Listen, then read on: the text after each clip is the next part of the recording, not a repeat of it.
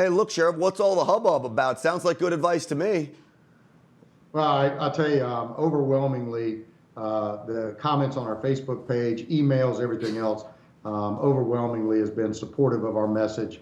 And, there have been certainly the naysayers, but to them, I look at it and I say, it's very common sense approach to protecting yourself, being prepared for the emergency before it happens, not after it happens. You know, every law enforcement leader I've talked to over decades doing this has said we want to improve response times, no doubt about it. But you can't be there in a second, can you?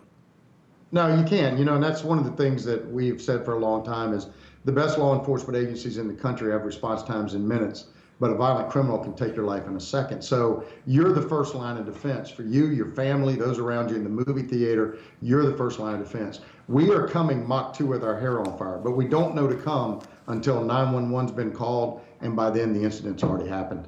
So you tell citizens, arm up. What prompted you to issue this message? All of the different things that are happening around the world, right after the Manchester attacks and everything else, it really came down to, we don't know where that next incident, that next terrorist act, or even active shooter is going to happen at. So rather than sitting back waiting on the emergency to happen, I want our citizens to be prepared. I will tell you, first and foremost, I trust our citizens to help us protect our community.